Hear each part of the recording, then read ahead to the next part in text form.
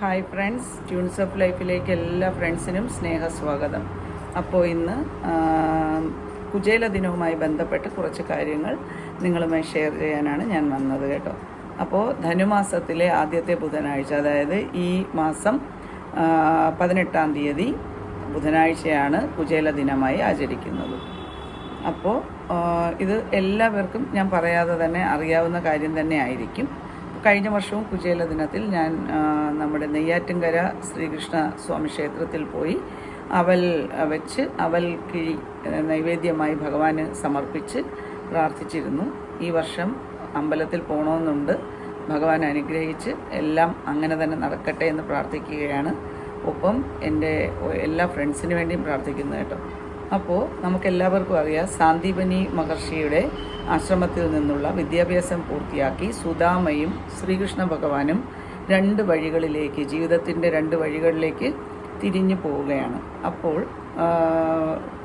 ശ്രീകൃഷ്ണ ഭഗവാൻ ദ്വാരകയിലെ രാജാവാവുകയും സുദാമ ദരിദ്ര ബ്രാഹ്മണനായി തുടരുകയും ചെയ്തു. സുദാമയുടെ ഭാര്യയായ സുശീലയും മക്കളും ഒരുമിച്ച് വളരെ അന്നോടന്ന് തന്നെയുള്ള അഷ്ടിക്ക് പോലും വകയില്ലാതെ അത്രയേറെ ബുദ്ധിമുട്ടിലും കഷ്ടപ്പാടിലും പട്ടിണിയിലുമാണ് സുദാമ കഴിഞ്ഞു പോകുന്നത്. പക്ഷേ അചഞ്ചലമായ ഭക്തി ഒന്ന് മാത്രമായിരുന്നു അദ്ദേഹത്തിന് തുണയായി ഉണ്ടായിരുന്നത്. തെരുവുകളിലും വഴിയോരങ്ങളിലുമൊക്കെ ഭജനകൾ പാടി കിട്ടുന്ന വകയിൽ നിന്നാണ് കുചേലൻ സ്വന്തം വീട് നടത്തിപ്പോന്നിരുന്നത്. അത് തന്നെ വളരെ ബുദ്ധിമുട്ടിലായിരുന്നു. ഇതിൽ ഭാര്യ വളരെയധികം ദുഃഖിതയുമായിരുന്നു.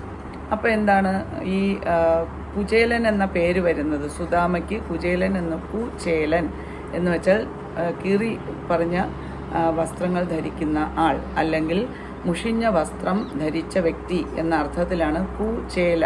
പിന്നെ കുചേലനായ ആൾക്കാർ അദ്ദേഹത്തെ വിളിക്കാൻ തുടങ്ങിയത്. അദ്ദേഹത്തിൻ്റെ പേര് സുദാമയാണെന്ന് എല്ലാവർക്കും അറിയാമല്ലോ അല്ലേ.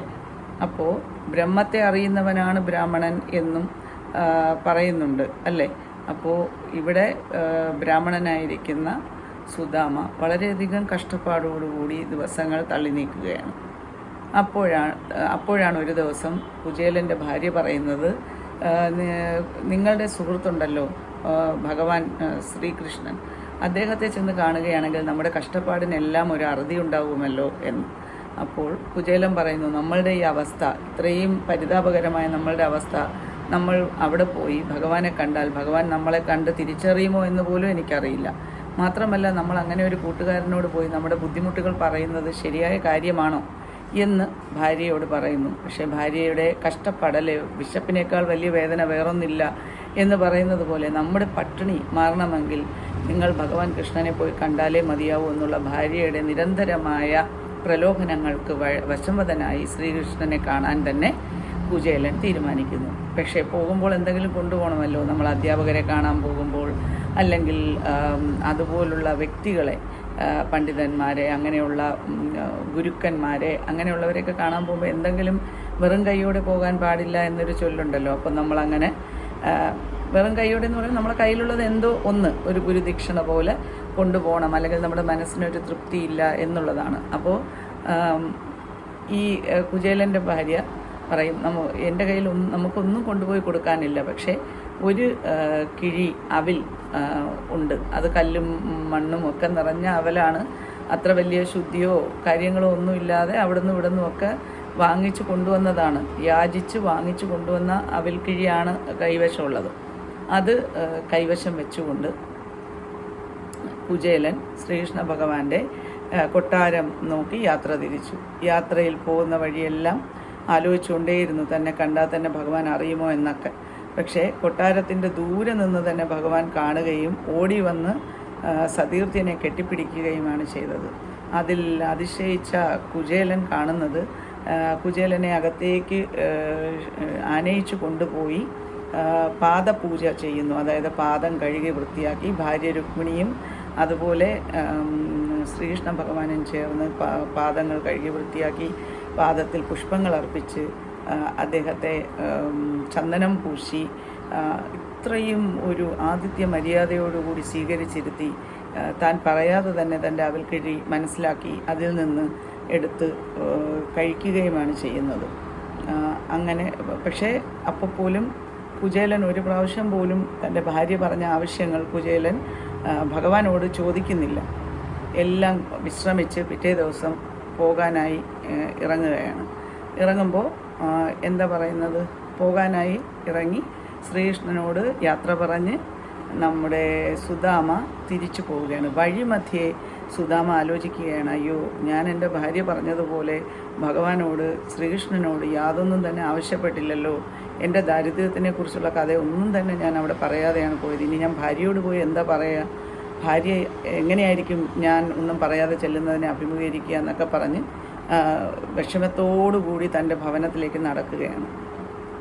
അവിടെ ചെന്ന് വീടെത്താറായി. വീട്ടിൻ്റെ ഭാഗത്തെത്തിയപ്പോൾ അവിടെ തൻ്റെ കുടിൽ പോയിട്ട് വളരെ കൊട്ടാര സദൃശ്യമായ വീട്, അതുപോലെ തന്നെ നിറച്ചാഭരണങ്ങളണിഞ്ഞ ഭാര്യ, മക്കൾ, ഇവരൊക്കെ ഇങ്ങനെ ഭയങ്കര സന്തോഷത്തോടെ നിൽക്കുന്ന കാഴ്ചയാണ് കുചേലൻ കാണുന്നത്. അപ്പോൾ ഒരു 2 പ്രാവശ്യം ഭഗവാൻ കഴിച്ച അവിലിൽ നിന്ന് തന്നെ ഇത്രയും സമ്പൽ സമൃദ്ധിയും സൗഭാഗ്യവും ഒക്കെ കുചേലൻ്റെ ജീവിതത്തിലുണ്ടായെങ്കിൽ, അതായത് നമ്മുടെ ഒരു കുചേല ദിനത്തിൻ്റെ പ്രാധാന്യം എന്ന് പറയുന്നത്, ഇവിടെ കുചേലൻ എന്ന് പറയുന്നത് ആത്മസാക്ഷാത്കാരത്തിൻ്റെ ആത്മസമർപ്പണത്തിൻ്റെ ഒരു അവസാന വാക്കാണ്. അതായത് കുചേലൻ ഒന്നും ചോദിക്കാതെ തന്നെ നിറഞ്ഞ ഭക്തി മാത്രമാണ് കുചേലന് ഉണ്ടായിരുന്നത്. ഭഗവാൻ ശ്രീകൃഷ്ണൻ എന്ന് പറയുന്നത് സ്നേഹത്തിൻ്റെ മറ്റൊരു പേരാണ്, അല്ലേ? നമ്മൾ പറയാതെ തന്നെ നമ്മുടെ ആവശ്യം മനസ്സിലാക്കാൻ ശ്രീകൃഷ്ണ ഭഗവാന് കഴിയും എന്നുള്ളതിൻ്റെ ഏറ്റവും ഉത്തമമായ ഒരു കഥയാണ്, ഒരു ഐതിഹ്യമാണ് നമ്മളിപ്പോൾ ഇവിടെ പങ്കുവച്ചതല്ലേ, സുദാമയും ശ്രീകൃഷ്ണനും തമ്മിലുള്ള ആത്മബന്ധം. അപ്പോൾ ഇത് ഒരു എന്തൊക്കെ ബുദ്ധിമുട്ടുകൾ വന്നാലും നമ്മൾ നമ്മുടെ ധാർമ്മിക മൂല്യം കൈവിടാൻ പാടില്ല എന്നുള്ളതാണ്. നമുക്ക് എന്ത് കിട്ടിയാലും അതിൽ നമ്മൾ ഒരുപാട് സന്തോഷപ്പെടുകയോ അല്ലെങ്കിൽ നമുക്കൊരു ദുഃഖം വരുമ്പോൾ നമ്മൾ ഒരുപാട് ദുഃഖപ്പെടുകയോ ഒന്നും ചെയ്യേണ്ട ആവശ്യമില്ല എന്നുകൂടി ഇത് ഓർമ്മിപ്പിക്കുന്നു, അല്ലേ? നമുക്ക് അറിയാൻ കഴിയാത്തത് പലതും ഭഗവാന് നമ്മളെക്കുറിച്ച് അറിയാം, അല്ലേ? നമുക്കാകെ ചെയ്യാൻ കഴിയുന്നത് സത്കർമ്മങ്ങൾ, അതായത് മറ്റുള്ളവരെ വേദനിപ്പിക്കാതിരിക്കുക, കഴിയുന്നതും നമുക്കുള്ളതിൽ നിന്ന് എന്തെങ്കിലും. ഇവിടെ സുദാമ തൻ്റെ കയ്യിലുണ്ടായിരുന്ന അവസാനത്തെ ഭക്ഷ്യവസ്തുവായിട്ടുള്ള അവൽക്കിഴിയാണ് ഭഗവാന് സമർപ്പിച്ചതല്ലേ. അപ്പോൾ നമുക്കുള്ളതെല്ലാം നമ്മൾ മറ്റുള്ളവർക്ക് കൊടുക്കുക എന്നുള്ളതല്ല ഈ പറയുന്നതിൻ്റെ അർത്ഥം. നമുക്ക് മറ്റുള്ളവർക്ക് ഏറ്റവും അത്യാവശ്യക്കാരന് നമ്മൾ നമ്മുടെ കയ്യിലുള്ളത് നമുക്ക് കൊടുക്കാൻ കഴിയുന്ന കാര്യങ്ങൾ ചെയ്യുക, മനഃപൂർവ്വമായി ആരെയും വേദനിപ്പിക്കാതിരിക്കുക, അതുപോലെ മാതാപിതാക്കളെ വേദനിപ്പിക്കാതിരിക്കുക, അറിഞ്ഞുകൊണ്ട് ആരെയും വേദനിപ്പിക്കാതിരിക്കുക, വിശന്ന് വരുന്നവന് ഭക്ഷണം നൽകുക, ഇതൊക്കെ നമ്മൾ ചെയ്യുക. ഒപ്പം നല്ല പ്രാർത്ഥനയും വിശ്വാസവും കൂടെ ഉണ്ടെങ്കിൽ ഭഗവാൻ നമ്മളെ തുണയ്ക്കും എന്നുള്ള കാര്യത്തിൽ യാതൊരു സംശയവുമില്ല. എൻ്റെ എല്ലാ ഫ്രണ്ട്സിനും 1000 കുചേല ദിന ആശംസകൾ അർപ്പിക്കുന്നതിനോടൊപ്പം തന്നെ നിങ്ങൾ ഓരോരുത്തരുടെയും ആയുസ്സിനും ആരോഗ്യത്തിനും വേണ്ടി പ്രാർത്ഥിച്ചുകൊണ്ട് അടുത്ത വ്ലോഗിലൂടെ കാണാം. ഹരേ കൃഷ്ണ.